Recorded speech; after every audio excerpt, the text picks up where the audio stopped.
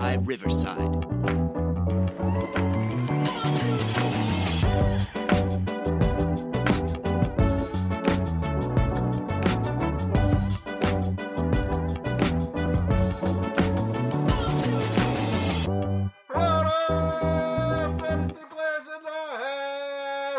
It's the Dynasty Front Office, and we are building you championships one trade at a time. I'm your host, Jesse Schneeman, and I'm here with the two best friends anyone could ever have. Missing one tonight, but he'll be back next week. That means my main man, Chad Mendoza. You go first tonight. How are you tonight, Chad? Wait, there's supposed to be four of us? Normally. Oh, okay. Where'd it go? Did you forget about Mike? Completely slipped my mind. Honestly, I forgot about the podcast until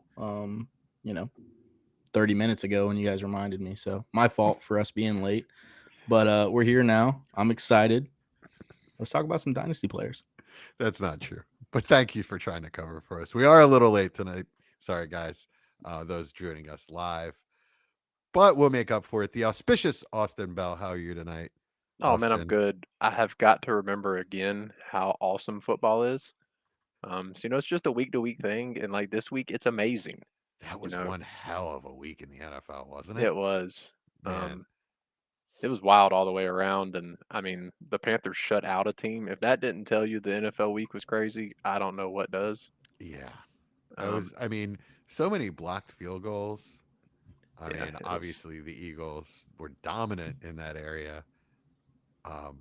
But my wife's out running around during the Eagles game. She comes home. We're up by 1 point, and the Rams are lining up to kick 45-yard field goal to win the game. She walks in the door and she goes, "Oh, congrats, honey." I'm like, "What? What are you talking about?" She's like, "Oh, you're winning." I'm like, "Shut up." I'm like, "Get in there and block that field goal now that you said that," and she did. Look at her go. Yeah, she got quick feet then. Yeah, she's no Jordan Davis, but. Oh, I was gonna say I didn't know you were married to Jordan Davis, and why is he calling you during the game? One thing before we move any further, I've been looking at some of the metrics of our podcast, and I have noticed that we have quite the international community going. So obviously we've got our boys in Australia, Victoria especially. I want to give a shout out to Victoria, Australia. Got a lot of folks there. The UK, Ireland, and England. But we also have listeners in Singapore and Kenya. I see you guys. I see you out there in Kenya and Singapore, Thailand, listening to us. Thank you very much. I really appreciate it. We all appreciate it, helping this thing grow. I was looking at the metrics and I thought that was amazing. So that's really how disappointed, Austin? How disappointed is Jesse going to be when he finds out it's me using a VPN? Yeah, I was going to say the same thing. When it's my phone's automatic VPN, just putting me in random places. Awesome. All right, Austin, on that note, why don't you tell people where they can find us when we're not podcasting? Yeah, YouTube and Facebook at the Dynasty Front Office, Twitter/X at Front Office FF, and the most important, the Discord, which is linked in description, and it's also on most of our social bios as well. We're here every Thursday. Pod release is usually on Friday. Make sure to please like and subscribe. And as always, as we go through the season, our listener league will get more and more exciting. As I'm at the bottom, which is not the good place to be in that league. Got my first win this week. I did not. So, yeah, I'm at the bottom, and it's going to get quite interesting as the season goes. But pay attention as we go. We'll probably do a little, 5 or 10 minute segment a couple times throughout the year. Keep people linked in and pay attention. Could get your spot next year. Yeah, I mean, don't worry too much, man. It's super competitive, and the guy at the top must be like crazy. You're talking about Nath, because my Australian Nath is the first one on one division. So, and you made a trade this week. I'm at the top of our division. I'm at the top of our division. So. Let me get one of your players then, so I can not be at the bottom. No charity, my friend. Yeah, I know. Tell me about it. But in this episode, we'll have Trade Banger of the Week, like always. We're gonna have some Last Supper. Should be quite interesting, and then we'll finish it up with some pop culture fun. That being said, Chad, let's go to the Trade Banger. All right. This is the trade banger of the week. The one deal that's too good, too bad, or just too wild not to talk about. If you've got a trade banger that shook up your league, send it our way. It might be next week's banger. This week we have a submission from Lyle. Thanks, Lyle, for sending an email. Let's hop into it, boys. This is Lyle's email. He says, "Hey guys, my name is Lyle, and I've been listening since you guys launched. Shout out to Phil." That's nice. Love what you guys are doing with the show. I wanted to throw a trade your way. Here's the deal I just made. Lyle sent Jamar Chase in a 2026 third, and he received Brian Thomas Jr., Matthew Golden, and a 2027 first from a contender.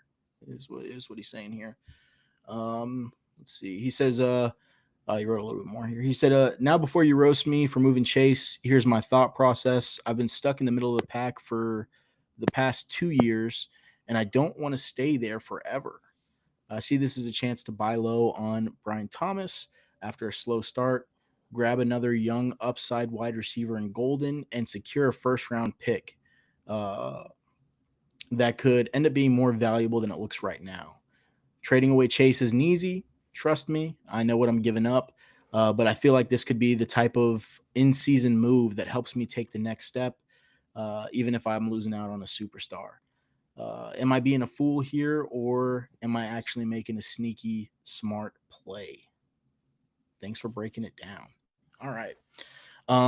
Yeah. So actually, this is kind of cool because last week we got to talk a little bit about Burrow, and it obviously Jamar Chase is the main part of this trade here, so that's going to be a little bit of fun. But let's see. All right, I like it. Austin, talk to me, man. The Chase situation's easy enough, right? So elite player has elite quarterback go down.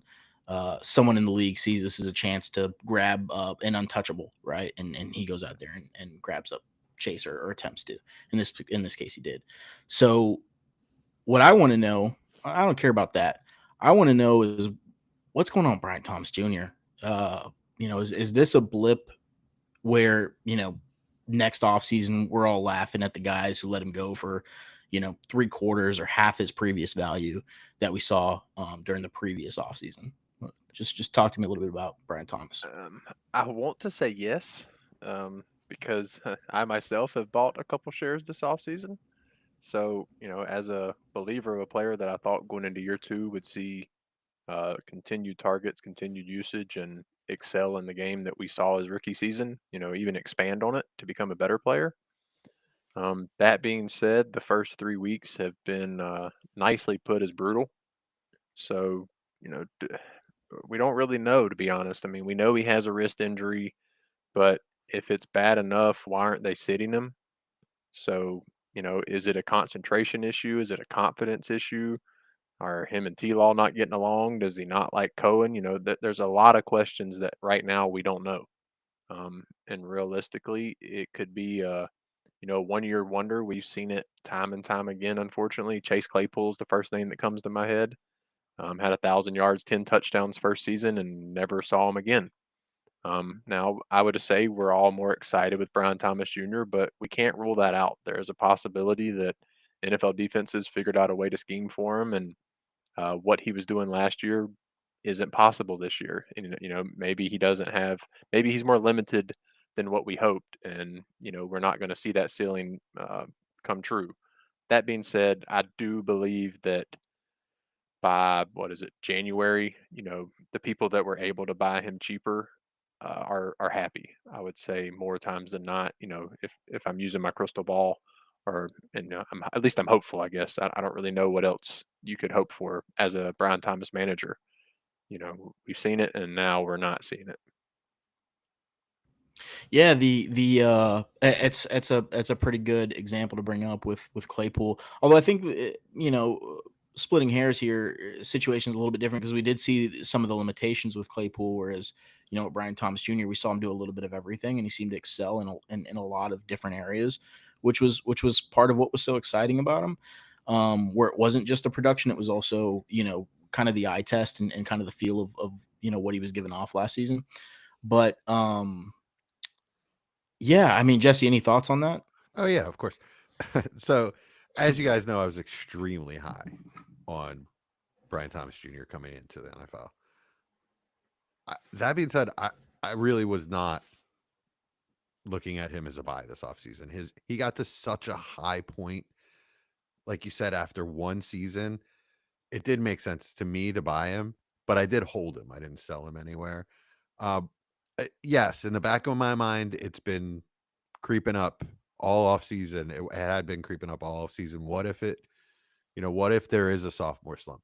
The man is supremely talented. So I don't think that he's a flash in the pan, but we're seeing how a sophomore slump can happen, right? A new offense, a very complicated offense, uh, a quarterback that's got some pretty major flaws that are being exposed at the moment, and an injury, right? So all of those things together can absolutely lead up to a slow start. But I don't think that this player's talent is going to let him fail overall. So if you look at him as, let's say he's lost a little value, he's still worth 2 firsts, right? Yeah, I think people are going to be a little bit more hesitant to pay that Mhm. at this current moment. It's the same thing with Marvin Harrison Jr. I would almost Sure. put them dead together. I think there's some sharks out there that would do it in a heartbeat. Maybe. I think I think I would in the right situation. Don't start popping offers out. Please. In the right, it would have to be like, it just would have to be the perfect situation, I guess, where I didn't really need him to produce right now. I had a stacked roster and I had an opportunity to kind of let him rest on my bench. In this situation, you also have Jamar Chase, who's going to have depressed production for the next 10 weeks Mhm. till like week Yeah. 14. I think we're hoping Burrow can Maybe. come back. Yeah, maybe. And he didn't he wasn't clicking yet, right? So he's still probably going to be in that cold mode, hit that cold early season Burrow mode. If you're expecting him to come back and just light it up in the playoffs automatically, that's scary. Yeah. So you can't really expect Jamar Chase level production from last year out of Jamar Chase this year. So it right there, I'm fine with sort of taking the gamble that BTJ can match his production. Now I'm also getting Golden that uh, he's shown signs. 5 for 51 this week is a step forward. Well, If he can become a flex in my lineup, and then also have a first in my back pocket, I think it's a good deal, especially value wise. I think it's a good deal. I would take the package. okay. Okay. Yeah. So as far as Golden goes, I know we you kind of mentioned him a little bit, Jesse, but we really didn't get too deep into it. As far as this season goes, we see him get off to a little bit of a slow start. He's got some injury help with some other guys on the roster finding some injuries, and the offense being pretty spectacular to this point. I mean, they've been impressive, at least in my eyes. What are we hoping for this season from him? Like, well, and what I mean when I'm saying hoping, obviously we hope he's a wide receiver one, but from the likeliest scenarios, what are we hoping for You mean like in your eyes? numbers wise, or just what it looks like by the end of the year? Finishes, and maybe just a impact on value where he ends up, that kind of deal. Not don't have to get too specific with amount of yards, touchdowns, that kind of stuff, I'd but like to see just him general finish feel. top 25, and by the end of the year, uh, be the number one option in the passing game for Green Bay. But we have a long way to go, and uh, cross your fingers he gets there. But there's a lot of football to be played, so I'm giving Golden a long leash. He's not in my lineups right now, but by no means do I think his value has gone down. Yeah, I think this is a really good opportunity to remind people that this is it feels like we're deep in the season here, and we've had some wins and some disappointments, but this is week 3. These So wins and early. disappointments aren't really wins and disappointments yet. We're gonna get into week 10, and all the disappointments and all the wins that you've had, or a lot of the disappointments and wins that you've had are gonna feel like just kind of blips. Like So it's going to feel like last season. Yeah, exactly. Exactly. So, Austin, one thing that I wanna kind of finish off here with asking you, or maybe not finish, but just kind of get your perspective here. When you're doing a trade like this, when you're trading an elite player like Jamar Chase, even ignoring the injury, because feel I think all of us feel pretty safe about Chase and what he is and what he's going to be going forward. But giving up a player like that, you're looking at taking on a couple of really good prospects, one of which has a hell of a season behind him, wide receiver 4 finish in year 1, and also getting that first round pick. What is the likeliest scenario in your eyes for how this trade ends up looking down the road? Do you think this is the kind of trade where somebody looks back and they see that they've let go an elite player and they're like, man, one of these pieces didn't work out and it kind of looks bad? Or do you think even if maybe 2 out of 3 hit, it could still end up looking like a decent deal?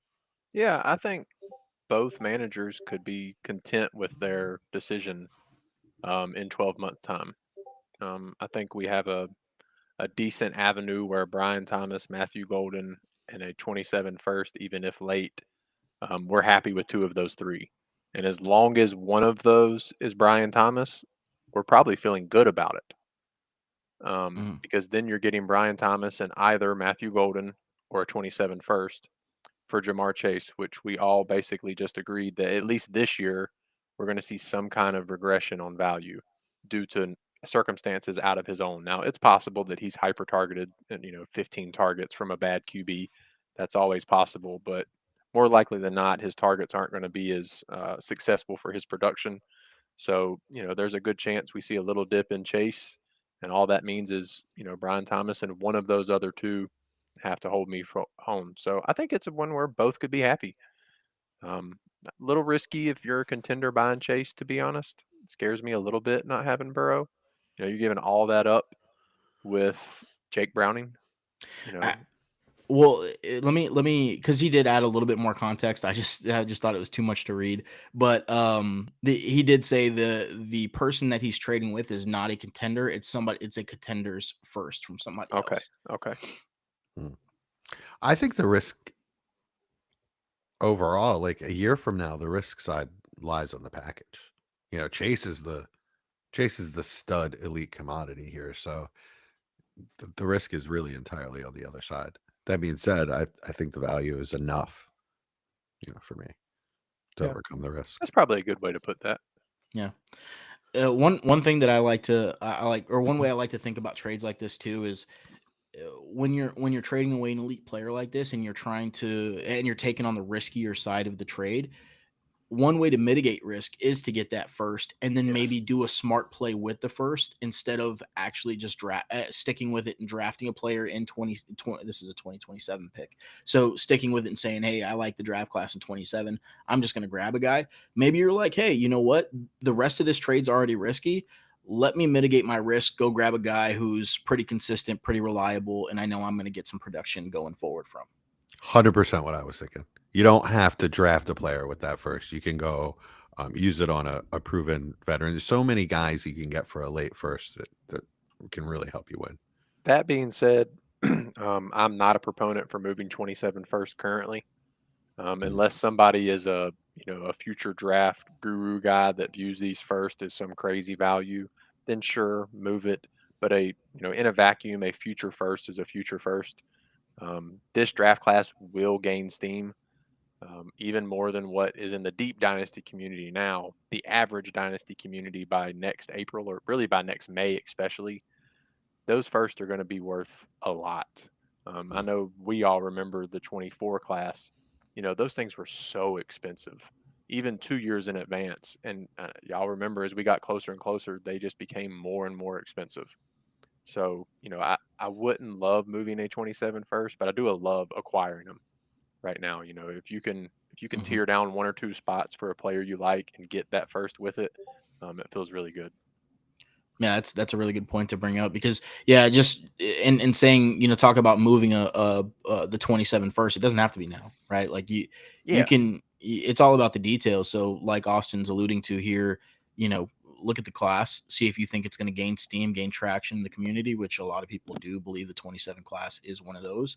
And maybe wait until that time comes. It's not something that has to be done now, but that's a really good point. Appreciate the insight, guys. I think this is kind of wrapped up here, but I'm going to ask you guys one more question. Don't have to elaborate on it. Don't have to add anything. Just a simple, who won? Did Lyle win his trade? Austin? Yes. Jesse? Yes. Awesome. Lyle, you're the winner. Thanks again for sending in the trade. If you can, listeners, please send us another trade. I'm really loving the way that people are approaching this and kind of elaborating on the situation, giving us context. That way we can talk more in depth about your specific situation. So please continue that. You can get your trades to us at dynfo.official@gmail.com. Once again, that's dynfo.official@gmail.com.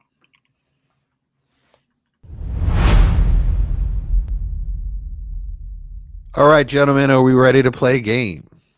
Yes. Let's do it. All right, the game tonight is called Last Supper.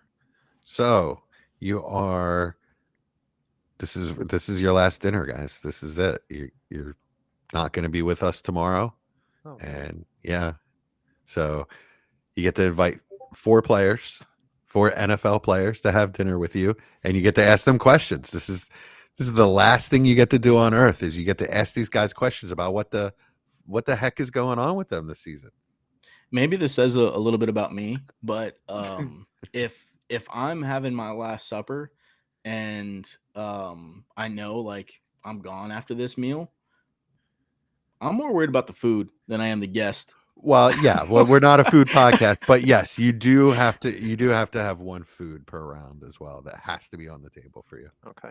Nice. Yeah. All right. So, for me, it's more about the company. I don't know. It's a little tough. Well, you're old. That makes sense. I love old and lonely. I don't like people. Oh so my God. I mean, I am married. Can I bring a dog? No. Well, okay, but that's not one of your guests. Okay. Yeah. Of course not. You're just going to chill beside me. Yeah, that's fine. Okay. Yeah. No, I mean, food is very important to me too. That's tough. I don't know, food or people. Food. That's not tough for me. Food. So easy. All right, Austin. Who's the quarterback you're going to bring with you? I'm going to bring JJ McCarthy. Yeah. Okay, I get that. Yeah. Chad, who's the quarterback you're going to bring with you? I'm actually going to break the rules a little bit here. Of course. I apologize in advance, but Just trying to win. Here he goes. Well, No. I'm actually gonna bring Travis Hunter, Brian Thomas Jr. and Trevor Lawrence all at the table together because I just want All to three of introduce them to each other Oh, for that's the a first good one. time. All Let right. them Okay. get to know each other a little bit. So they're going to sit. They have to use one chair. So Yeah, that's they can even sit in better. each other's laps. Yeah, That's it'll be fine. great. Even better. All right, that's cool. All right, I'll accept that. Let's The talk problem is Trevor Lawrence can only find one of them because he can only read his first read. So, yeah, good luck. Yeah. I mean, that's the issue here, right? Is that he's staring guys down. I mean, we Yes. talked at length about BTJ, so I don't want to go there. But he's staring guys down. He's thrown into traffic. He's got 4 picks in 3 weeks. Yeah, it's not good. It's At all. not good at all. I mean, yes, we know that it's a detail-oriented, very complicated offense, like we just said. Still have to give them time. It's only week 3, but it's ugly. So I was a T-Law backer last week. I countered you, Jesse. Correct. But I can admit where my flaws are, and in the Discord, if you're not in it, you need to join it. So you could have already seen this, but I'll give a little bit of context to it. Scott Barrett posted and said T-Law leads the league in first read throw rate, which he has led the league in 2022, 2023, 2024, and is now setting a career high in 2025 at 79.6% of dropbacks. This is causing a league low passer rating to his first reads because NFL defenses know this. Um, he has a 26.1 passer rating when targeting BTJ and Travis Hunter. So obviously some of that That's goes not out to of the 22, receivers. right? No, unfortunately not. It's not even out of 30. Oh man, It's out of it's really bad 100. news. Yeah, out Ugh. of 100. So that there's a lot here to unbake, but he's dead last in hero throw rate, which means the QB makes a play. Mhm. It's literally 0% on the season. Wow. Yeah, he's bottom 5 in turnover worthy throw rate, which means bottom 5, not the good kind of bottom 5, like he's the top 5 percentage. And he's also in the bottom third in catchable throw rate percentages. So it's there's a lot there that's not good for T Law. And on top of that, as we discussed last week, his receivers are helping him none. So it's a mess. And I don't know what they're going to do to make it better quicker, but they need to figure something out. Chad, since he's your guy that you invited, Mm-hmm. you can't really sell him at this point, but would you buy low on him? Shoot. No. I just, Yeah. it's just a pity invite, really. So, all right, go ahead.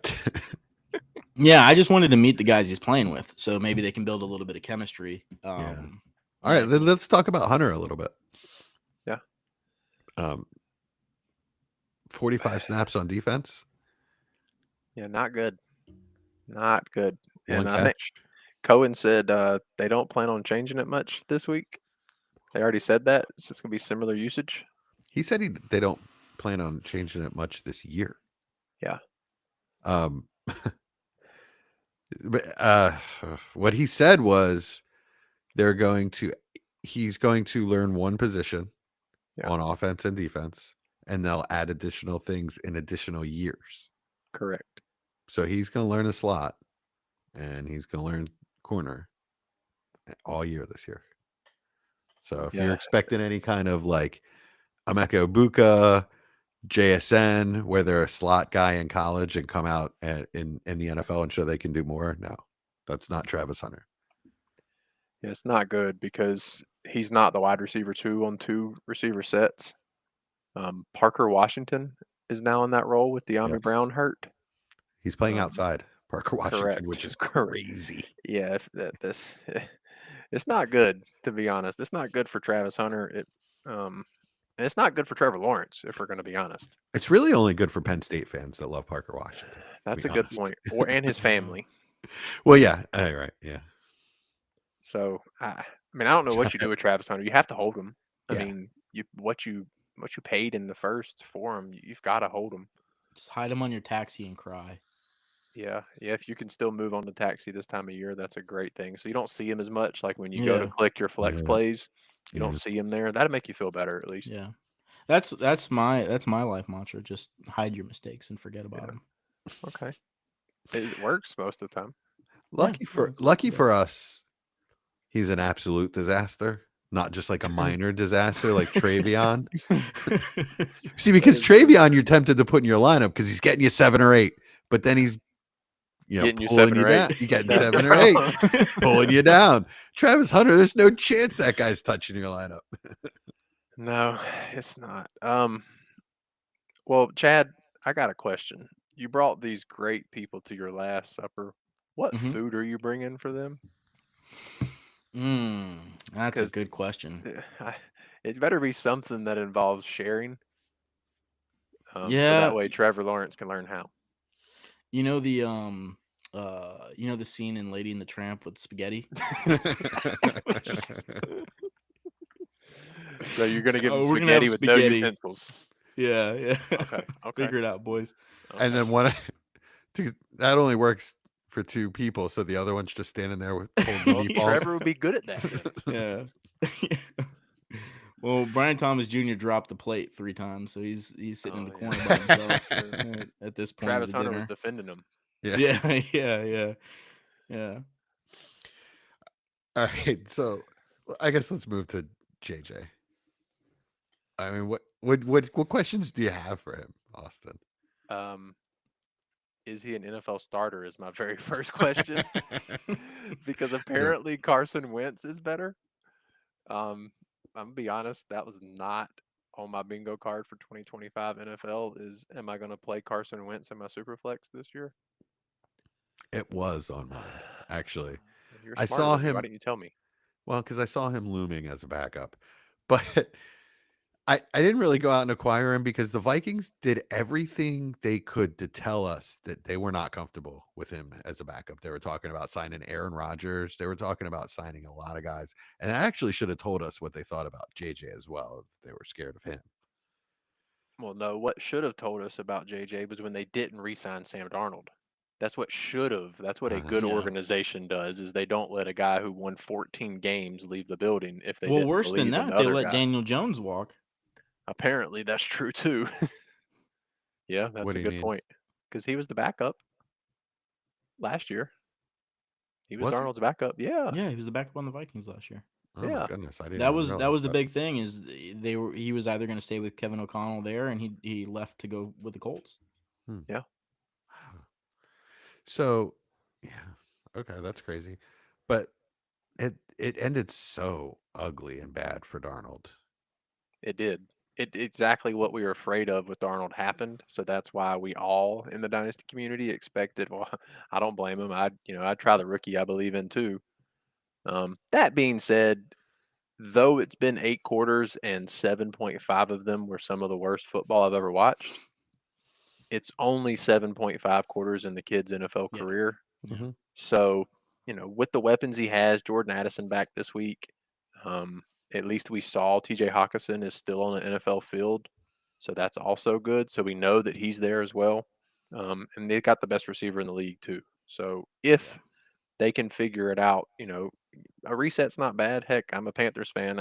I watched it work. So at least I know it can happen. And Kevin O'Connell is better than Dave Canales. So I'm going to give him a shot. They got to use the injury as an excuse. So I'm still believing, but how cheap are you moving JJ McCarthy right now? Are y'all terrified to the point No. of I would buy. getting him I out? would buy. I'm Yeah, I'm. I mean, like you said, it's 2 games that he played. Yeah. You know, it's 2 games, and it's not like he looked terrible for all of those 2 games. You know, there were parts of the game, especially that first game where he looked pretty good. So I'm not too worried about it. We've seen quarterbacks struggle immensely coming out of the gate and look better as the season progresses. That's just the nature of rookies. Yeah. And the hardest position in sports, arguably. So I'm not out on him. I just think we need to give him some time. I don't like that we've seen so many injuries. Early on in his young career, but yeah, I mean, if anybody's willing to give up on JJ McCarthy at this point and willing to give up a pretty decent discount, I'd buy up shares. All right, I got a question for you because one of our listeners, my man Nath, asked me today, and I didn't really know how to answer it. Can He can said he. can Go we ahead. first address that the man's name is Nathan? So can we call him Nath? No, I call him Nath. You can call him whatever you like. Okay. um, Nath. that sounds way worse. I'm gonna be honest with you. It's a human person's name. Who? Name one. Nathan. Nath. It's short for Nathan. Anyway, he is interested in moving Jalen Waddle and wondered if he should move Waddle for JJ McCarthy. I would. You Yeah. happy with that I- return? Yeah, I would move Waddle. For That's McCarthy. kind of what I said as well. Yeah. Said he was shallow at QB as well, so it gives him a shot to, get another usable piece. He's a Dolphins fan and he's really high on Waddle. So Well, it's tough for he's him. rebuilding, so he knows 26, 27-year-old receiver getting a quarterback that age, it's probably the better move. 26, 27-year-old injury-prone receiver in a very volatile situation. He's immensely talented. Give me the quarterback any day of the week. So he literally just paid a first for Waddle today, I think. Correct. Yeah. So that's saying you would pay a first for McCarthy. Well, I mean, not necessarily. It depends on the league, right? Like if he has a league where he's. But I'm telling you, that's how he has Waddle valued. Yeah. But, I mean, I would view Waddle the same way as Nath is 5-1 at the top of his division in that league. So, he's viewing it as pick 9, 10, 11, 12. Yeah. Yeah, yeah. That's kind of where I would value Waddle personally, is a That's what I late mean. Yeah, 26 first. if you're a contender and you're giving up your first and you think you're the favorite in the league, then yeah, I mean that's fine. But I have both players lower than that equally at probably like a high second, so it's fine with me. wow, Okay. Yeah, I would absolutely scoop up JJ McCarthy for my non-contender second in a I'd give up. heartbeat. I'd give up 2 contender seconds for JJ McCarthy. I'd double the price for you. Yeah, maybe that's what it is. Maybe it's a 2 seconds, but it's not quite a first for me. I Okay. can't stomach it for either one of those players. Yeah, for me it's at least a first. It's at least a first. Okay. But yeah, I get where you're coming from. Where it's just got to remember we're 2 games in. Yeah. 2 games in, and probably one of the best situations in football for a young quarterback. Yeah, I agree. But he's not playing this week, right? No, They're that's okay. starting Wentz I'm again okay with that. because that's he fine. was so bad. Not because I he's guess. hurt. There was air quotes for the podcast, just so you know. Yeah, the coach said that Wentz earned another chance to start, which that was such a weird game with all the defensive stuff and Yeah. Isaiah Rodgers proven Howie Roseman Playing is the not perfect defensive piece ever. Yeah, Howie Roseman is not perfect. By the way, he let Isaiah walk for $8 million. How did you handle that? Learning I didn't that like Howie it at Roseman all. wasn't perfect. I didn't That's like it at something all you when it handled? happened, and I've never thought Howie Roseman was perfect. I love the man to death, but he got exiled to like the bus garage when Chip Kelly was there. Ooh. All right, enough of that. You brought that name up this time. Let's move on. Okay. Wait, actually, I do want to talk about him a little bit if we can at some point. Do we We're have getting there. Ravens? I have him. Okay. I have him Okay, on there. cool. Yes, sir. Yeah. All right, nice. All right, so who's your wide receiver, Austin? Quentin Johnston. Oh, welcome to the party, Quentin. I don't know what to do with him. That's why he's on here. So I want to ask him: is he real or not? He looks real, He does. It looks like the confidence is finally there. and the hands are there. Yeah, like well, he's making. to me, those go hand in hand, literally. Yeah, but he's making good catches, not just catching the ones that are right at him. Yeah. I mean, he looks like a good NFL receiver, which I know a lot of people felt that he could be. I don't think any of us were on that train, but he looks good. I'll be honest. So I don't know what to do with him. So I wanted to bring him up and hope for one of y'all had a better thought process than I do. Because I don't know if I have any shares, but should I be buying? Is this the cheapest he is right now for at least a couple years, or is it just too late? And I'm guessing now he's got to be at roughly an early second in value. I mean, it's got to be somewhere around there. I think he's more than that right now. Yeah, he feels like he's back to because he was drafted as a late first. He's probably back to the late first. Yeah. Okay. And which is crazy. I'm not paying it. I'm not paying it, but I'm also not selling him. So it sounds right to me. Ah. Like, because I have him, I have him like in 2 or 3 leagues, and I mean, I watched him play. Like he looks good, and it's one of those things where I never thought that he was a terrible player. I know you guys were super low on him, but I always thought his value was way too low. I just didn't think that he was ever going to pan out to this level. And granted, still very early. We got to add that in there, but he looks the part. So Yeah, I'm excited to see where the rest of the season goes with it. I'm not ready to give up on it, especially after holding him this long. If I had a ton of shares, like if you were a QJ truther and you have 50% share across your rosters, it's probably time to get rid of some of those. Yeah. But I've got like 2. I've got like 2 shares, so I'm gonna hold on to them. I have none. He was on the annual do not draft list, the annual Jesse Schneeman do not draft list under. Actually, I had him as a late second in the same range as Cedric Tillman and Jalen Hyatt. He just was that raw of a prospect like those guys. So that's why I had him in that range. He just has put it together a little more than, well, he has more talent than either one of those guys as well. Cedric Tillman seems to be putting it together. Hyatt is probably going to get cut in the offseason, I would expect, if he makes it that long. With Quentin Johnston, another really important name that I kind of wanted to swing in with it was Lad McConkey. Mm. He's taking targets away from him. As simple as that. And defenses are absolutely bracketing and making sure Lad can't be the focal point. But with QJ becoming a usable weapon, Lad doesn't have to get peppered. And I know another name Well, Chad has later on. I was gonna say let's throw him in there too while Okay. we're at it. Okay. Like he's at my dinner, but we'll still talk about him. Keenan Allen. I mean, talk about stealing targets. This dude is. I mean, he's on track to finish a wide receiver 1 this year. And he looks the part too. So I don't know what to do with this offense at the moment. I don't know which person comes out of it unscathed, but somebody's going to come out of it pretty damn beat up. I don't know, man. They are throwing the ball a lot. They're throwing the ball over 40 times a game. So I'm not worried about it. I think there's enough volume for all three of them. And right now, teams are bracketing Lad. And Quentin Johnston and Keenan Allen are both making them pay for that. So eventually that is going to change and Lad will have his. I think it's and he hasn't been terrible. He just hasn't scored and he hasn't gone over 12 or 13 PPR points. It's not been like the bottom has fallen out. I would say pretty terrible for him, to be honest. For what you're expecting and pay or paid where for. his value Well, maybe was, he's has 9, 5, and 7 targets. The type of player he is, he can't survive on that. I think He just can't. I think we're finding out that we may have overvalued him and I think we and just couldn't predict overvaluing it. overvaluing the PPR aspect to his game. I don't think so. I don't think we were overvaluing Lad as much as we were undervaluing Keenan Allen coming back into the offense and Quentin Johnston's development.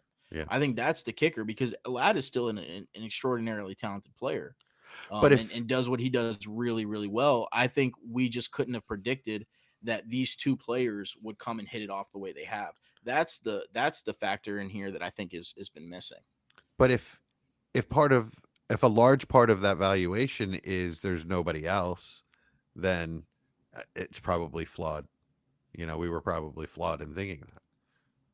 Well, yeah, that's what I'm. Nothing that's what I'm really saying. changed besides Trey Harris that we thought. I mean, nobody would have thought looking at Keenan Allen last year in Chicago that he would come back to the Chargers and look somewhat of a form of himself a couple years ago, and it's happening. So I think we all reasonably thought Lad should see 12 to 15 targets a game.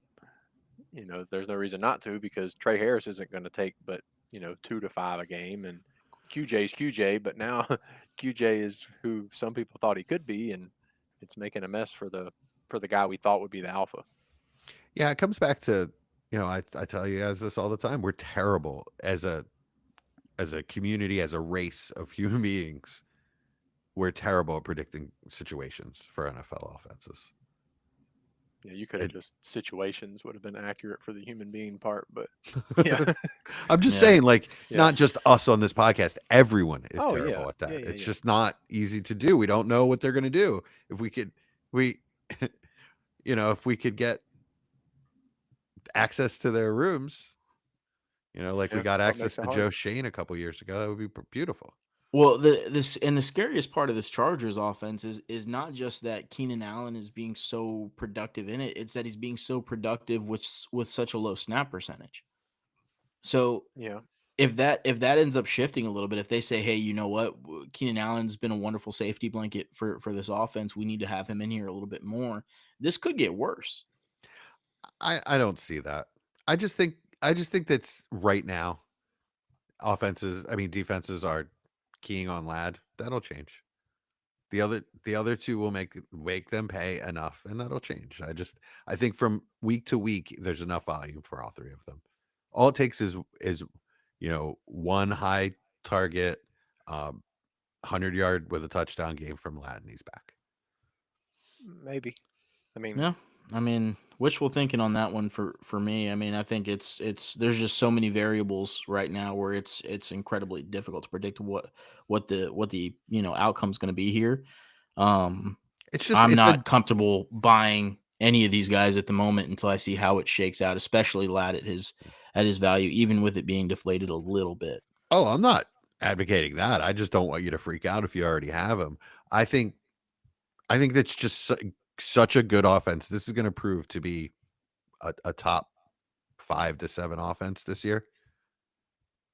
Herbert is really going to have his chance to shine finally.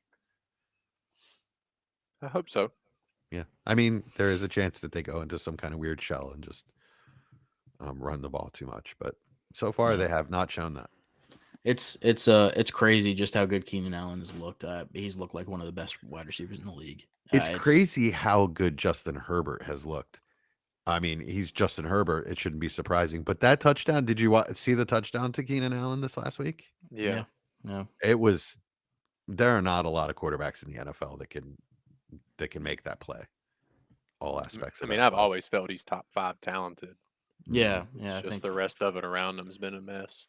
Yep. And it's just it always was, and now that he has an adult in the room taking charge, with the second year under him too. So yeah. All right, Chad, who's your wide receiver? Well, you just gave us 2, but you're allowed to give us another. Well, that's all 3 of them. I had Brian Thomas Jr., Travis Hunter, and Keenan Allen. So who's 2 your of them. running back? I've got for the first one, I've got Cam Scatterbo, and I just want to ask him, like, how much of this is game script? Because the Giants could literally do nothing except for just toss the ball laterally to Cam Scatterbo, and the Chiefs had every other passing option shut down in an offense that had absolutely zero creativity in it. So I just don't see how this is replicable going forward, unless the offense is just going to be this bad the entire year, which is perfectly possible. I mean, Daboll is proving himself to be terrible. I just don't think he's going to be here very long, to be honest. But that's pretty fair. But anyways, they were so bad and could do absolutely nothing else than throw the ball on screens to Scatterbo. So I'm I'm willing to part with him at this point. As much as I would like to have a Giant do well on my roster, just because it's fun for me because I'm a Giants fan. Nothing else about being a Giants fan is fun. So yeah, is this something that can be replicated? I don't think it is. I wish you would prove me wrong here. Sometimes. So, Chad, what happened between week 2 and week 3 for the Giants? They look like the most dynamic, craziest offense in week 2 to they literally can't move the ball. Well, the problem is you can't play the Cowboys twice in a row. Fair. We play them twice, so there will be another game where they'll look really good, but it's the other several weeks that we're probably not going to do much of anything. The Chiefs defense is still really good. Damn good. They're not that good. They're not. Yeah, they did look at the first 2 weeks. They're not. We're going to shut down every single possible thing in your offense. They played the Eagles really tough. The Eagles also looked terrible. Yeah. I mean, from the outside in, they looked terrible. Which 6 of one half of the other. Like what? There's reasons. Offenses look bad sometimes. Maybe. All I'm saying is, that was an abysmal offensive performance, and like I said, it's possible that we had get an entire season of that. I would be shocked because that was probably the worst offensive performance I've ever seen from the Giants, and that's saying a lot because we've got some good ones in there. I have some major thoughts on this, and I'll try to be quick, Austin. Then you can go. First of all, I thought Tracy was just doing the same thing as Scatterbo. He was just as effective. So when he comes back, I think it's going to be a split. First of all.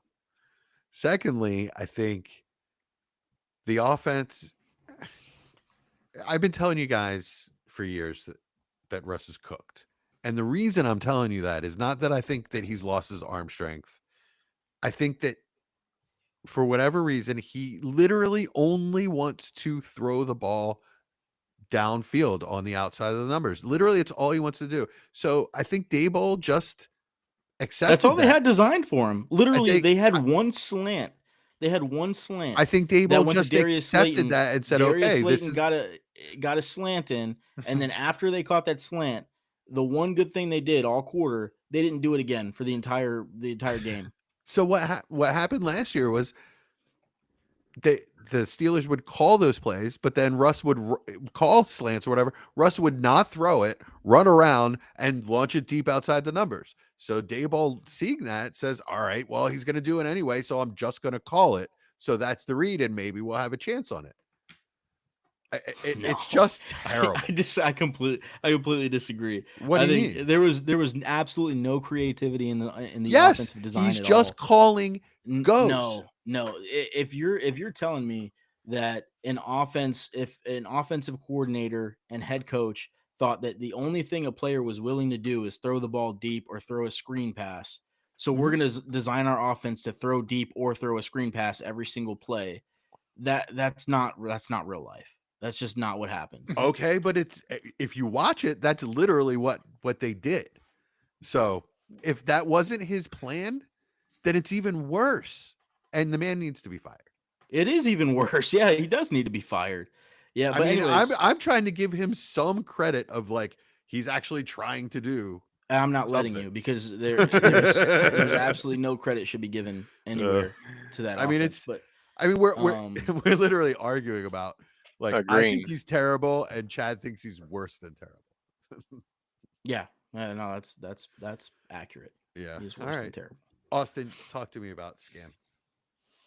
I'm not a fan. I haven't been the whole time. They weren't even Um, covering. I would No, They weren't even they were covering they him. were letting it happen. Yeah. He would run 10 yards downfield wide open. Yeah, they were letting him do it. That's Yeah. exactly what I was saying. Like they were just like the Chiefs were like, "Oh, this is all you're gonna do?" Like, "Oh, Yeah, okay, they wouldn't even cover. go it. ahead." I think It's this is the hilarious. perfect week to take advantage of a casual dynasty player Mm, and go get a first for him. yeah. Yeah, Or better, especially if with you that can. broadcast love fest that Yeah, was going that's what I'm on. saying. And I mean, even social media, Twitter is just all these people talking about how crazy he is and how he's so much fun. And that's the He is fun. perfect casual Yeah, player to take advantage of. Go get a better player and trade and do it. This is the week. Don't let it slip too long. Don't let it wait. Do it before Sunday. God, I hope I'm wrong though.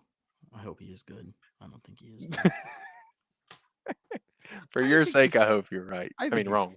I think he's fine. I just don't think he's some kind of like game changing player. I think he's a perfectly adequate RB18. Sure. Not on a team, right? Huh? In the league. No, Not I on the mean team. in Okay, Dynasty. okay. Like Just making I sure. just sounds right to me, I just saw him. I've just seen him actually run the ball when defenses are trying to stop him, and literally doesn't even pick up his head to watch where he's running. So Yeah. that's Mm, concerning. sad. All right, who's your running back, Austin? Chase Brown. It's ugly. Like it's really ugly. Not only is it ugly, it's like one of the ugliest we've ever seen in the first 3 weeks of NFL history.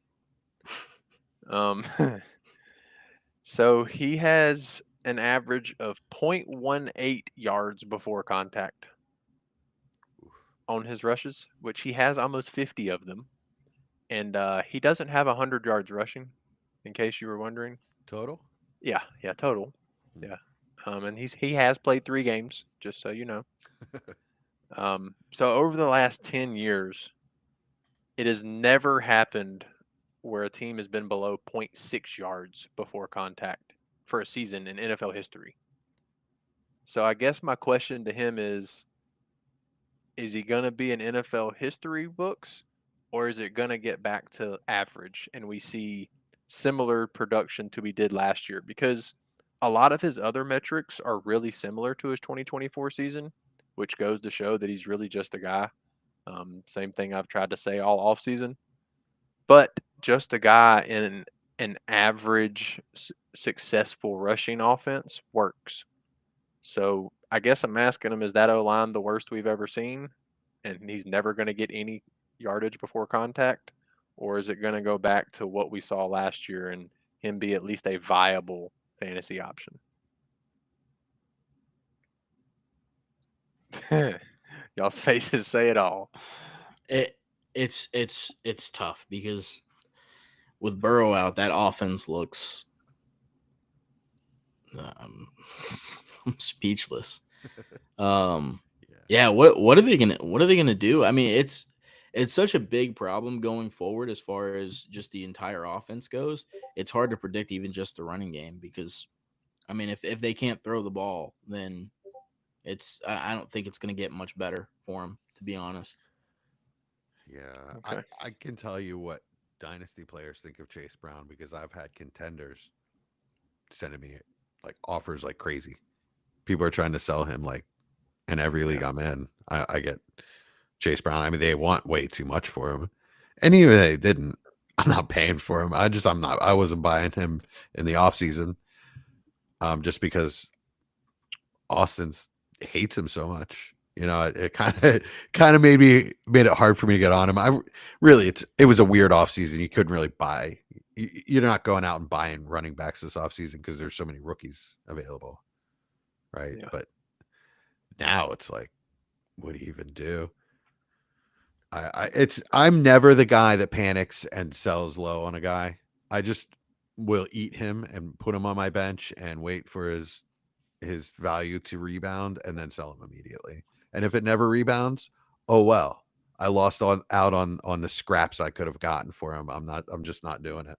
Chad, Cam Scatabo or Chase Brown? That was I'd- easy. I'd go Chase Brown personally. Easily. Yeah. Because So he's they're in an neck elite and neck offense. on keep trade cut. Yeah, I'd go Chase Brown. What's crazy is Chase Brown and Ashton Genty, the only two running backs currently in the league right now that are averaging negative yards before contact per run. Yeah. Oh yeah, Yeah, he's my Genty's next really running bad, back too. name. That's coming too. So yeah, you took one of my stats, but yes, Genty is just as bad a situation as Chase Brown is. Problem is, All at right, least he's put 100 and some yards up. Well, I mean, he's also supremely, Yes, yes, he supremely is. talented. So that I mean, I'm willing to cut Chase Brown a little bit of slack there. Yeah, that's true. Fair enough. You know, he's given so much volume, Genty, that eventually he's got to pop a couple of them, right? Just I with mean, his he talent. honestly looks really good. Yeah. Like if you watch him, he looks like a very good running back. The problem is he literally can't get to the line of scrimmage without getting hit. Mhm. So what do you do with that? I mean, obviously, if you have him, you hold. But are you trying to buy if there's any kind Yeah. of dip? Yes. Oh yeah. All right. yeah. Are you selling JT for him? I mean, if you have JT at this point, you probably have him for a reason, right? So there's not many circumstances where I'm trading. Okay, I have a team that I want to sell JT. That's what I was about to ask. Nath Um, mentioned it as well. He has JT on this rebuild retool. Would I'm you a go fake- straight up? I'm a fake contender. You tell me, should I? I would. I would. Yeah. Absolutely. I'm a fake contender. I'm actually 5-1, but I have no depth. Actually, Chad, you're in this league. I think Battle of the Bands. Oh yeah, you're not great in that league. My but team's not. You are Good. very My high team's up. not good. I'm Yeah. just piecing it together, and really, I'm in a rebuild still. It's just my team just has wins, and I have a couple really good players that's propping it up. So I want to sell JT. So all right, I'll go out and see if I can do that. The other name I would go for if you have JT is try CeeDee Lamb. I would fish out straight up and see if you can get it. I'd love to do that.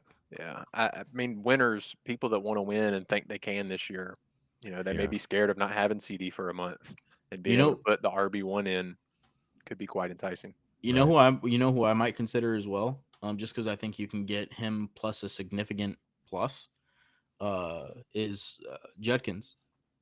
Ooh, yeah. God, Trading- he looks good. Trading he looks JT so good. for Judkins and maybe you get even a first on top. I think you can, I think especially you should be to able a winner. Yeah. Yeah. So, I mean, I would personally do that if I'm going into to a rebuild or retool or whatever you want to call it. But Now would absolutely have to be the time to do that because I just feel the breakout coming for Yeah. Judkins. yeah, He looks yep. way too good not to have a Mhm. crazy game soon. Mhm. Yeah, it's, that was not on my bingo card. That Judkins would be like the first running back to break out this year. Tried to tell y'all. I tried to tell y'all. Yeah. Well, I mean, let's let it happen first.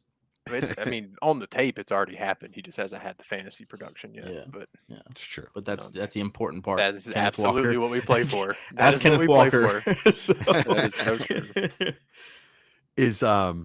Is Flacco starting again this week? As far as I've heard, yeah. Gross. Yeah, I don't really have a better option. I mean, at some point they've got to throw a better Well, option out the window and throw in one of these. They young also guys and just see beat what the they got. Packers, so who I would have argued was the best Yeah, team in but the league the first 2 weeks. Nah, So, I that was mean, a fluke. Their defense. It was. Their defense is really good. Cleveland's defense is really good. Underrated. Yeah, it looked really good. But yeah, those were two of my main running backs. The last one, me and Chad are going to discuss together. So I don't know if you want to bring it up now or Yeah, go for it. Chad, go first, please. This is It's your informal. guy. It's and informal. It's a party. Okay, You guys are yeah. you So buy, maybe kind guys of are a nice gathering. yeah, you guys are both facing the firing squad tomorrow, so let's just make Okay. it a party. Okay. Yeah, so Caleb Johnson is invited Oh, to supper. God. He's not doing anything else, so That is true. he's got all the free time in the world. I guess he's not even returning kicks anymore. Or he No, shouldn't I be. don't think so. I don't think so. But as far as I mean, I don't even know how much we have to talk about Caleb Johnson. But as far as food goes, I'm gonna bring pizza. But pizza, I mean, everybody loves pizza, right? But I'm Yes. gonna bring the worst pizza I Oh. could possibly find. I'm gonna go to the lowest reviewed pizza spot just Oh. so that he gets his hopes up on his way there. And then when he gets there and he's like, DiGiorno's? And I'm like, all right, Caleb. Well, this is what you did to me. So, anyways, yeah, Not even- incredibly disappointed. Incredibly disappointed. Not even DiGiorno's. It's gonna be like Mama Celeste, and we're gonna put pineapple on it. Yeah. Oh, whoa. Oh no, Austin, you're not one of Oh, these people. Whoa. Okay, let's get into it. You're a pineapple on pizza guy Yeah, it's good. with ham as well. Sure. Or bacon. It's fine. It's good. Oh, That's he did just grow awful. up in the South, so Yeah. Yeah, it's true. You don't know what real pizza is. See, I was going to Yeah. bring Caleb Johnson cups. So don't they could put like re- spaghetti refill on our pizza and drinks, stuff too? Or... just like he's doing for the Steelers right now, just pouring water for the team. I missed that, all he's Austin. doing. I'm sorry. I said I was bringing cups, so Caleb Johnson could fill drinks, oh, just like he's doing for the Steelers right now. Just quality get water. quality H2O. Yeah, because he's not doing anything else. High quality H2O. I mean, Gosh, man. how low is it right now? Like, do you want to buy him? Like, I know Chad. I you're would a I would huge buy Yeah, him. I would I would buy buy him. I would buy him. I would buy him because I think I think people are scared to death of him. Yeah, yeah. Because if there's anybody that you can actually make a little bit on pretty easily, just because of how low his value is currently, it's Caleb Johnson. I mean, it's in the mud right now. Yeah, you can get him Jalen for a Warren. second. What about Jalen Warren? Would you We don't- move Jalen Warren for him? Obviously, if you're not, top 2 or 3 team, because you're going to use Jalen Warren's points. But say you're a middle of the pack team, and are you thinking for the I future? would want a plus. So Caleb Johnson in a third, you're saying? Yeah, I don't think you mean, can get a second with it. or like a young kind of Aomanor or something like that, or Okay. Okay. Charbonnet. Would you move off of Charbonnet for him? For Caleb? Yeah. Yeah. I probably would. Yeah. Yeah. I don't Okay. really believe in Charbonnet that much. He's okay.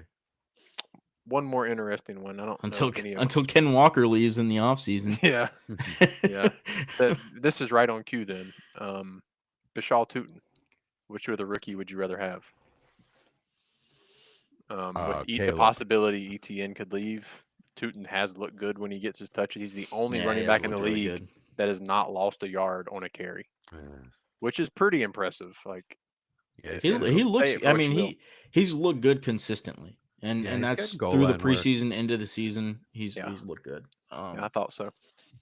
So would you rather have Tootin? I mean, I don't think you could do the trade the other way. I don't think you could trade Caleb Johnson for Tootin. But if you have Tootin, would you move him for Caleb? I know you believed in him more as a prospect, but has the NFL I mean, I told was you really high what? on Tootin too, though. Yeah, you were.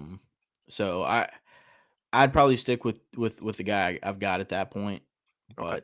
But yeah, Okay. it's I just thought that was an interesting name that we could. But yeah, I mean, we could absolutely see both of them be a huge spike by week 18. for sure, for sure. All right, Jesse. Anything else we got? Well, I want to go back to the pizza a little bit real quick because Chad's from New York. Okay. I mean, talk to me. Do you have a favorite pizza place in New York, or has it been too long since you've been gone? Yeah, I mean, Um, I've always liked Lombardi's. Joe's great. There's a place in Jersey. I'm not gonna say the name just because, reasons. But yeah, there's a place in Jersey that's really good too. So Okay. I'll shout out Sal's, also known as Marlton Pizzeria in South Jersey. That was the place that I grew up with. If we were getting pizza on a Friday night, that's where my mom ordered from. They also had, and it's awesome, New York, Jersey style pizza. But doesn't they it have a also lot of had, sauce? no, not no, necessarily. Okay. No. I don't. I eat I think you're Domino's. thinking So of like Yeah. yeah, I mean, You might be thinking of Sicilian or Chicago. yeah, I think of Chicago. I was gonna say no. Chicago's He's Chicago's thinking of deep dish with a Domino's. lot of sauce. Well, Yeah, no, he's that's thinking no. of I put Domino's. light sauce on Domino's, so I'm good there. I put that But in the order. Sal's on Monday nights when I was in high school had all you could eat pizza for $2.95. So yeah, That's that tough was to beat. that was a big thing. Dollar slices suck now, don't they? Which is crazy. They used to be so good. I don't think know a that's place just that getting even older. sells dollar slices anymore. I mean, I live on the I mean, East Coast. they're not really like dollar slices now, I'd imagine, but Yeah. yeah. Nah, yeah, I've never been a reheated slice kind of guy anyway. I just want a fresh pizza. Oh man. I like It's cold pizza, warm pizza. sounds like somebody not from the city. That's Correct. Yeah. All right. What are we're on tight ends, I guess. Sure. This is the gross part. So, got one more quarterback that I do want to bring up, but oh, okay, go for it. it's Chad, so I'll let Chad start it. I mean, I'll say the name, but I'll let you bring it up. Michael Penix. I'm sure a lot of people are terrified, but Chad, tell me where you're at with him. Yeah, I mean, I don't have any shares. Actually, I might have a share. I don't remember, but I actively tried to avoid him this offseason. He's looked awful. He's looked awful, and I just don't know how it looks better, especially when you have other options on the roster who are stable, right? So I don't think it's time to give up on him, but man, if you have him and you're depending on him, I would not. I'd be looking for other options really, really quickly here, as soon as possible before the season starts getting further into settling in. All right, so go ahead, Jesse. It's a weird situation though. Like if they bench him, it turns into Anthony Richards' situation last year. Yeah, I don't think he's getting benched. Raheem Morris came out yesterday. They asked about that, and they said Kirk. He said Kirk lost the job last year to Mike. Mike is a long way from that right now. So Okay, good. for a head coach to say that, it's pretty crazy with an active, quarterback you have on the roster still. That's pretty wild to say that about Kirk. And to be honest, Kirk didn't look any better coming in the game. No, right. But Penix wasn't reading the field well at all last week. There were multiple times where he got fake scared of the pressure because Carolina's terrible at getting pressure, so it's not like they get a lot of it. But I mean, he would just check it down. He'd have London or Mooney 15, 20 yards down the field, and he would just check it down to the running back. That's really worrisome, especially when you could go to a team that does get pressure. then he's really going to be. His feet weren't set. There was a lot of bad stuff. It really was worrisome. That being said, Carolina is currently first in the league with passing. I mean, take it for what you will. It's 3 weeks and not 3 great quarterbacks, but their secondary is relatively strong. Their run game was what was terrible last year, and by terrible, like worse than NFL history. So teams would normally run against them, but they've been pretty good the past 2 years against the pass. So, it Well, was a mix of Penix's worst game of his career and a decent defense. Penix has never won a game where the team has scored more than 7 points. Yeah, which is absolutely a crazy stat. Yeah, it is. Yeah. Yikes. This is coming from somebody I loved Penix coming out. You did I for sure. really liked him in college. He does not. He looks like a shell of himself right now. Yeah. In what should be a good offense. Yeah, it absolutely should be. Heck, Kyle Pitts looks better than he's looked since his rookie year. Like, he actually looks good. He's creating separation, high pointing the ball. He looks like a good NFL tight end, and we know what Drake London is. And Mooney's a solid wide receiver too. Problem is he is. We've seen it. He had 1,000 yards last year. I'm just saying it's not that right now. Yeah. Oh, yeah. I mean, none of it's right now. Other than Bijan, the whole offense looks terrible. Yeah. I mean, there's an argument that he's looked like the worst quarterback in the league so far this season, which I did not. I mean, I wasn't buying him coming into the season, but at the prices that he was hitting, but I did not see this coming. I mean, even the win against Minnesota, I didn't think he looked very good. A lot of people, praised it a ton, especially in the national media. I didn't think he looked very good. I mean, heck, they scored 6 field goals and then a free touchdown when Minnesota let them score. So, that obviously the red zone offense isn't good if you're kicking 6 field goals. And when you have Bijan Robinson, your offense should be really good. He is so good. He's so good. Oh my gosh, he is so good. He was their entire game plan. Yeah, and it worked. Yeah. It sucks it's very scary for Drake London, and yeah, it is. I mean, terrifying. Mooney was. I never expected him to be more than a sometimes flex anyway, so it's not the worst loss, but it's a depth piece. Yeah, Sucks to not be able to start him. With buys coming soon, we got 2 more weeks until buys and all the injuries that are occurring. I mean, Mooney was, going to be one of them pieces I felt, okay, I can put him in my flex and play him, and right now, you're going to have to start, Alec Manor over him. Buy start week 6 now? 5. 5. So we don't have 2 more weeks. We have this week, and then it's on. Oh, you're right. Oh, my gosh. Even worse. Yeah. Oh, that's terrible. Austin, have we gotten a food from you? No, but the one I have to have is baked mac and cheese. Okay. It is my favorite food that at any family gathering I beg for somebody to make. And as long as it's made well, I will eat as much as somebody will let me eat it. Talk to me about your favorite. Who makes your favorite one? My grandma did. Okay. Well, she passed it to my aunt, and she does really well, but it's missing that old southernness to it. So I still got I got a younger southern right now. Bacon grease usually. Another 10 or 15 years, my aunt will probably have it down. But yeah, I mean, my grandma I could literally eat the whole pan and make myself sick. Yeah. I learned that when I moved to the South, that the can of bacon grease in the freezer, that's okay. grease that's built up on itself for years. That is definitely a Southern thing. Absolutely. Yes. It adds so much to it. And we're not talking about Texas, Chad. That doesn't count. This is deep South Texas. This is deep South stuff. It's Texas is Southwest. Yeah, that's what I'm saying. That's bacon grease here. Texas they is filter it. Southwest. I don't know if you guys filter it. Oh no. No, in the South, no. Absolutely no. Not. They big chunks of congealed bacon. You're taking all the good stuff out of it.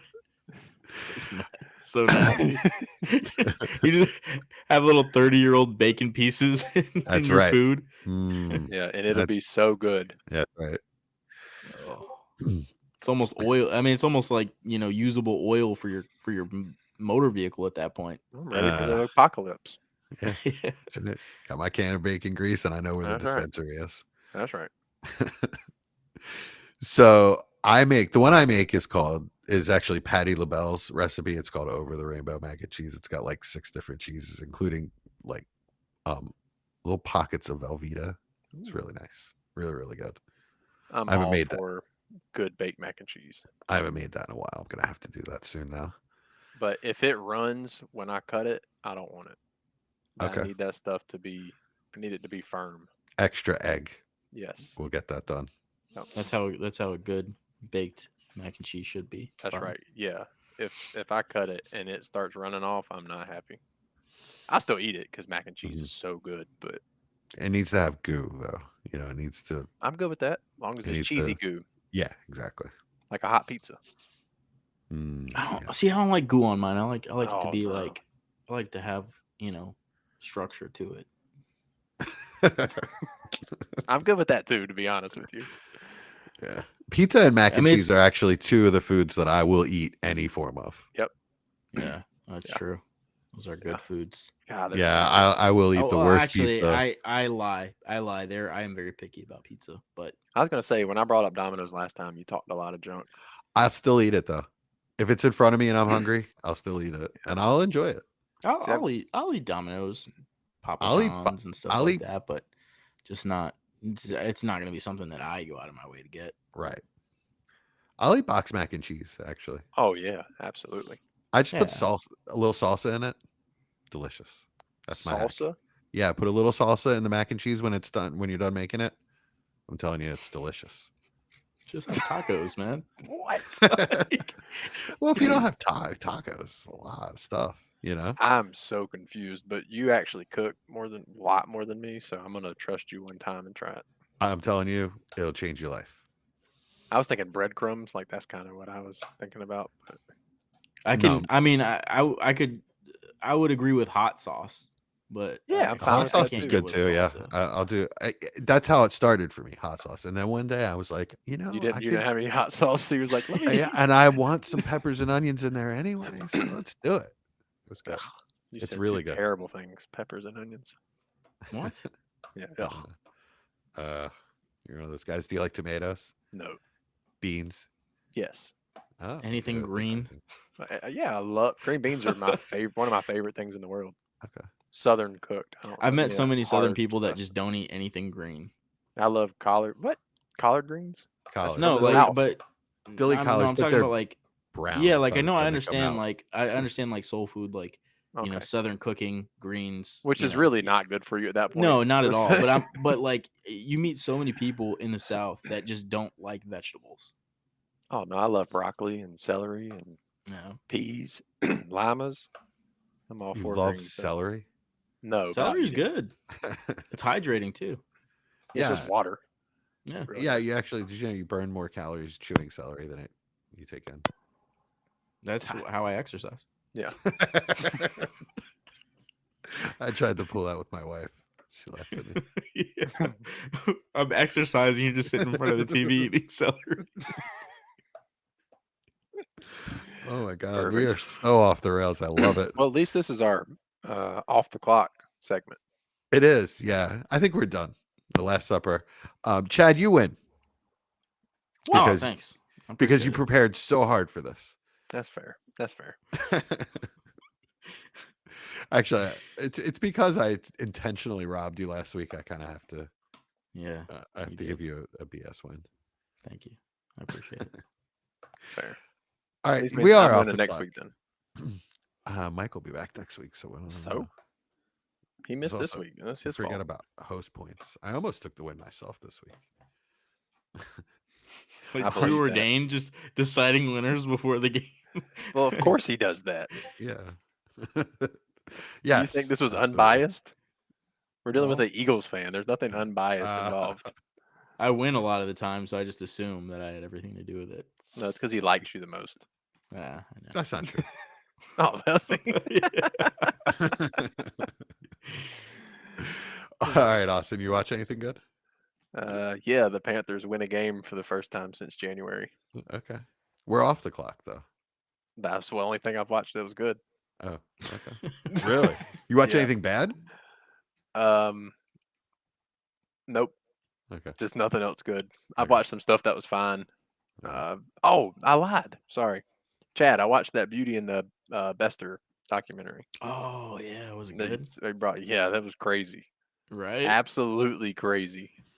Like, would you just not believe that story if somebody just told you? I'd No, have if been they like, made a movie about that, I'd be like, that's a stupid fiction movie. yeah, Except for it right? wasn't, because it had timestamps and it was ridiculous. Yeah, it's crazy.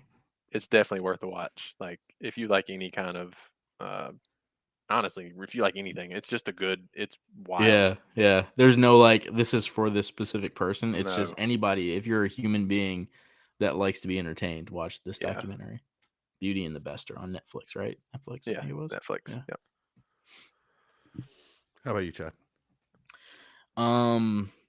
Well, I found or not found my kid wanted to watch this Pokemon show on Netflix called um what was it? Pokemon Concierge, and it was like Oh this yeah. like claymation kind of Pokemon thing.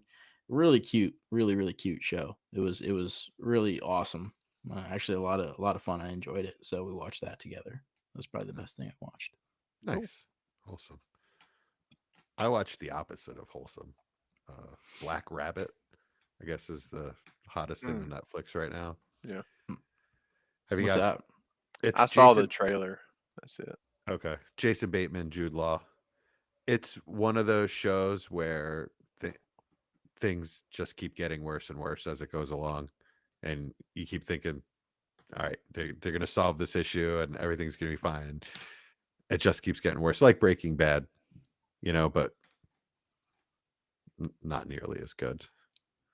So I have to say it was okay. It was sold watchable. that. No, I'm not trying to sell it. I don't think it was all that good. It was okay.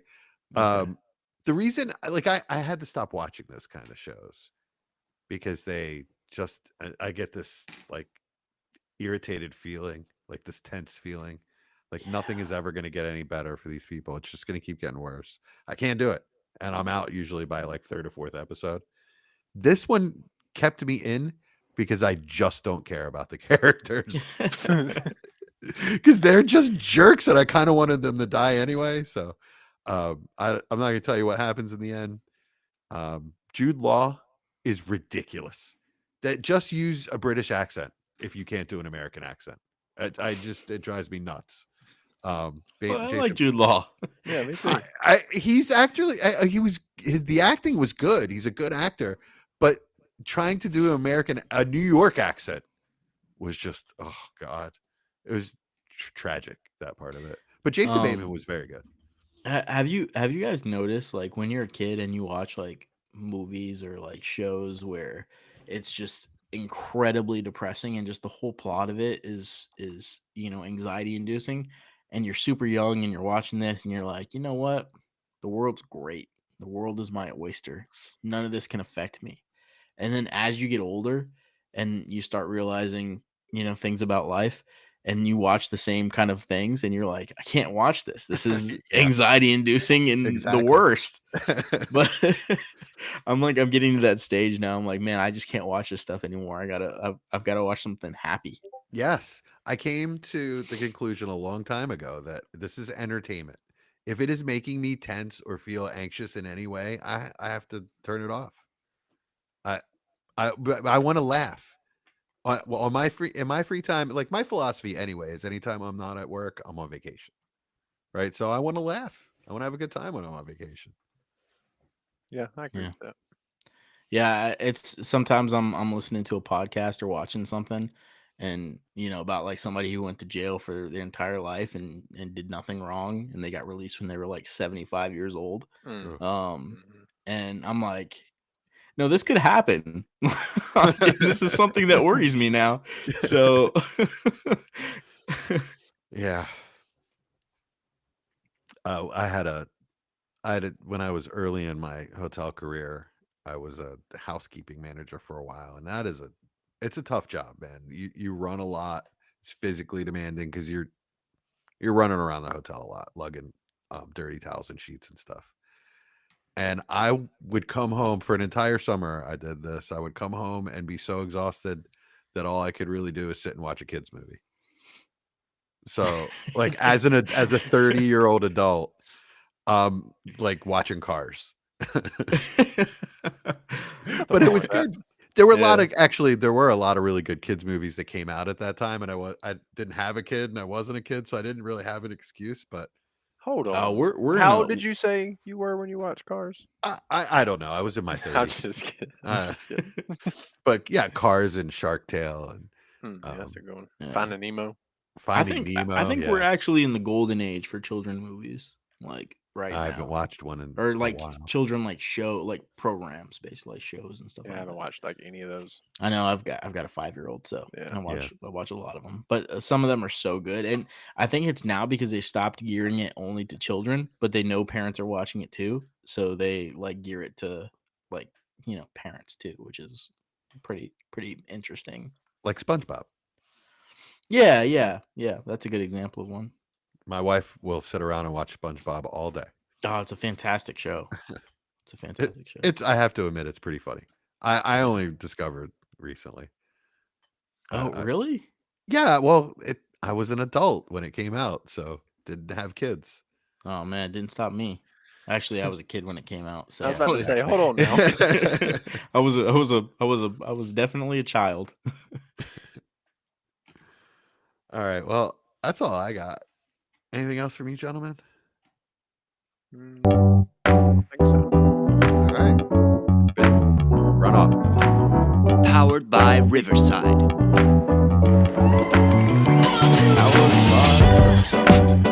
Join the Discord. It's free. Down in the show notes. All the other stuff that Mike usually says. Email, Michael said he show carries this- official. his back hurt. @gmail.com. He doesn't carry us.